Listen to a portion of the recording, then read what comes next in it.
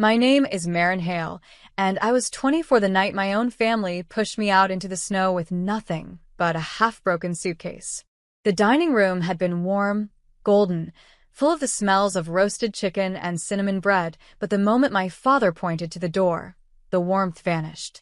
"Get out," he said quietly, the kind of quiet that comes from final decisions. My mother didn't look at me. My sister did. She leaned back in her chair, lips curling. "Let's see how you manage," she smirked, lifting her wine glass like she was toasting my downfall. They didn't even let me take a coat. The snow outside swallowed the door as it shut behind me. Within minutes, my fingers burned, my toes went numb, and the bench at the bus stop felt colder than the ice forming on my lashes. I pulled my knees to my chest, praying my tears wouldn't freeze on my face. That's when I saw her. A woman, barefoot in the snow. Her skin was purple from cold, her hands shaking violently, her hair clinging to her face. She looked at me like she wasn't sure I was real. Without thinking, I slipped off my winter boots and handed them to her. My toes hit the ice, but her eyes softened as if she'd never been shown kindness before. She whispered, "Thank you." 1 hour later, headlights appeared, 20, maybe more. 19 black BMWs surrounded the bench in complete silence. And the barefoot woman stepped forward, ready to speak a sentence that would change everything. Engines hummed around me, low and synchronized, like a warning wrapped in luxury. 19 black BMWs formed a perfect circle in the snow, their headlights flooding the icy street with white fire. The woman, now wearing my boots, stood at the center. But she didn't look cold anymore. Her back straightened, her shoulders lifted, and something in her presence shifted from fragile to formidable. A man in a long black coat stepped out of the lead car and lowered his head to her. Lowered his head to her. Others followed, forming a line before her, waiting, not to command, but to listen. I blinked, frozen more from shock than the weather. The woman turned to me, her voice no longer trembling. "This is her?" she asked the man. He nodded. Then she approached me slowly, her footprints sinking softly into the snow. Up close, her eyes weren't desperate anymore. They were sharp, evaluating. "Do you know who I am?" she asked. I shook my head. A faint smile touched her lips, not mocking, not cruel, but knowing. The 19 men behind her straightened, as if bracing for a command. She leaned in and spoke the sentence that made my heartbeat stop. "You gave your last warmth to the wrong woman, or maybe the right one, because I'm not homeless. I'm the air they've searched for years to find." My breath fogged in the cold air. "Air? Searched?" Her next words dropped like snow-heavy branches breaking. "And from this moment on, you're coming with me." Her words hung in the frozen air, unreal and heavy, like the moment before a storm breaks. "You're coming with me." I stared at her, my breath trembling out in white clouds. Everything about her had transformed, her posture, her tone, the unwavering authority in her eyes. She wasn't the trembling, purple-faced woman from an hour ago. One of the men opened the back door of a BMW, waiting silently. I stepped back. "Wait, why me? I don't know you." Her expression softened, almost gently. "You don't need to. Not yet." "Not yet?" She walked closer and lowered her voice, so only I could hear. "I have everything, power, loyalty, resources, but tonight, you gave me something none of them ever could." I swallowed hard. "What?" Her gaze flickered with something raw. "A choice." And kindness without expecting anything in return. Behind her, the men watched with disciplined stillness, but their eyes were filled with curiosity, as if I were the anomaly, not her. I hugged my thin sweater to my body. The cold gnawed at my bones, but the shock drowned most of it out. She glanced at my bare feet, still pressed into the ice. "Get in the car, Marin. Your life is about to change." Hearing my name from her lips made something inside me wobble. How do you know my name?" She smiled, small, knowing, unsettling. "Because you're not here by accident. None of this is."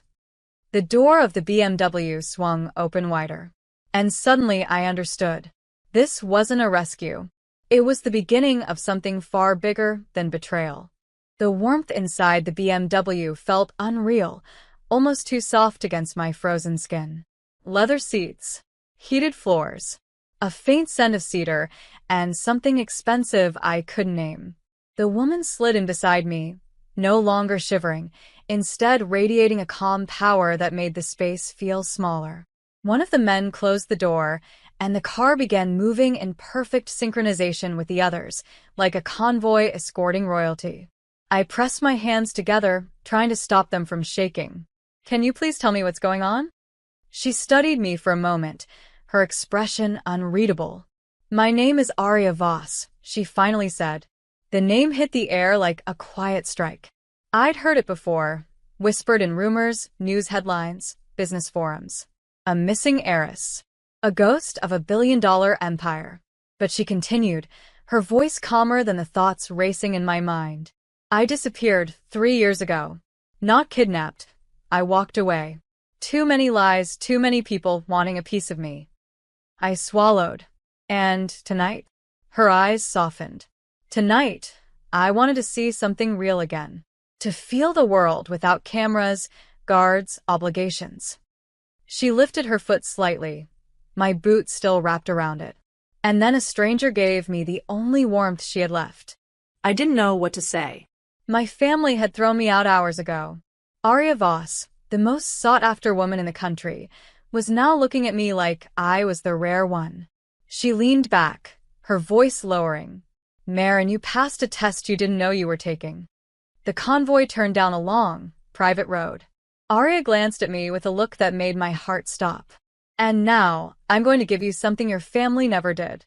She paused. "A future." The convoy glided through tall iron gates that opened as if recognizing Arya's return. Beyond them, snow-covered pines lined a wide driveway leading to a massive stone estate, elegant, silent, glowing with warm lights that felt like another world entirely. My breath caught. This is yours." Arya nodded softly. "One of many, but this one matters." Security guards straightened as we passed, not questioning, not hesitating, only bowing their heads to her. I felt impossibly small, yet strangely protected. Inside, the warmth hit me like a blanket. A grand hall stretched out, lit by crystal chandeliers, fireplaces burning at each end. I had never stepped into a place like this, not even in dreams. Arya watched my disbelief, her eyes gentling. "Sit," she said, guiding me to an armchair near the fire. My bare feet tingled painfully as warmth returned, but it felt like being stitched back together. She knelt in front of me, a billionaire heiress kneeling before someone like me. "Maren, I need you to understand something." Her voice carried a weight that made my heart slow. "You didn't just give away boots tonight. You gave away dignity, your own comfort, for a stranger." I looked down, embarrassed. I couldn't watch her suffer. Arya smiled, but there was sadness in it. "And that is exactly why I chose you." I blinked. "Chose me for what?" She stood, motioning toward the hallway that stretched deeper into the estate.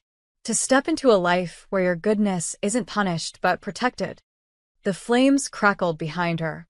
"And the part your family never imagined?" Her eyes locked onto mine. "You're about to become someone they can never throw away again." Arya led me down a long hallway lined with portraits, not stiff aristocratic ones, but warm, candid oil paintings of people laughing, holding hands, embracing life. Nothing about them felt cold or elite. They felt human. We stopped before a closed door, at the very end. Arya rested her hand on the handle. "Before I open this," she said softly, "you need to know why those 19 cars came for me." I swallowed. "Because you're the heir." Her eyes met mine. "Not just that. I'm the only remaining boss." The words hit heavier than the snow outside. "My family built an empire," she continued, "but they tore each other apart trying to control it. People disappeared, betrayed each other, ran." She looked down at my boots on her feet. "I left because I refused to become like them." And then she opened the door. Inside was a vast room, walls lined with documents, maps, security feeds, genealogy charts. At the center, a long table with a single folder placed neatly on top. Arya walked over, lifted it, and handed it to me. My fingers trembled as I opened it. Inside was a profile. My name, my birthday, my photo, taken without me noticing. Pages of observations. I gasped. You already knew me? Arya nodded. For months. My heart pounded. Why? She took a slow breath. Because I needed someone good at heart, someone unconnected, uncorrupted, unclaimed. Her eyes softened. Maren, I wasn't looking for an assistant. She paused. I was looking for an heir of my own choosing. The room spun. My life, the one my family threw away, was being rewritten by the one woman powerful enough to do it. My pulse thundered in my ears. An heir? Me?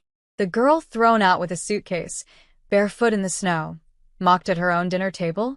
Arya watched my shock without blinking, as if she'd expected this moment, this exact expression, all along. She stepped closer, her voice a calm thread pulling me back to reality. I studied dozens of candidates, she said.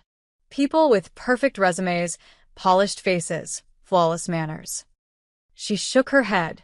None of them passed the one test that mattered. I swallowed. Which test? She touched the boots she still wore, my boots. Giving, even when you have nothing left. My chest tightened. Arya motioned toward the documents covering the walls, security reports, financial analysis, risks, alliances. This empire needs someone who understands humanity more than power. Someone who won't lose herself the moment the world bows to her. Her eyes softened with something like relief. Maren, the night your family threw you away, you didn't harden. You didn't turn cruel. You chose compassion. A lump rose in my throat. But why not choose anyone else? Why risk your entire legacy on me? Arya exhaled. Because kindness saved my life once. I promised myself that if I ever met someone with the same heart, I'd give them everything I no longer wanted stolen from me. Then she placed a small silver key into my hand. Cold. Heavy. Final. This unlocks the Voss inheritance wing, she whispered. My breath stilled. If you take that step, Maren, your past ends. And a new life begins. The key glinted between my fingers. My family had left me in the cold, but Arya Voss was offering me a kingdom. The silver key rested in my palm like a heartbeat, small, quiet, but powerful enough to rewrite the story of my entire life. I stared at it, my throat tightening, memories flickering one by one. My father pointing to the door, my mother looking through me, my sister smirking, raising her glass like she was celebrating my ruin, my freezing toes on the bench, the woman, Arya, trembling in the snow, and my hands lifting my boots toward her without hesitation. A simple choice. A human one. The only thing my family never valued. Arya watched me closely, not pressuring, not promising, just offering. You don't owe them the rest of your life, she said softly. But you owe yourself a chance at a new one. My fingers closed around the key. For the first time in years, I felt something warm bloom inside me, not hope exactly, but belonging. Arya smiled, almost relieved. Welcome home, Maren. She guided me down a second hallway to a tall double door carved with the Voss crest. Guards stepped aside. Lights flickered on automatically, illuminating a room filled with velvet seats, antique chests, and a sealed vault waiting for the key in my hand. This wasn't a rescue. It was an inheritance of trust. I turned the key. The lock clicked, deep, echoing, permanent. Behind me, Arya placed a steady hand on my shoulder. Your family threw you away, she whispered, but you were meant to be found. As the vault opened and warm light poured over me, I finally understood. The night I lost everything was the night I stepped into the life I deserved.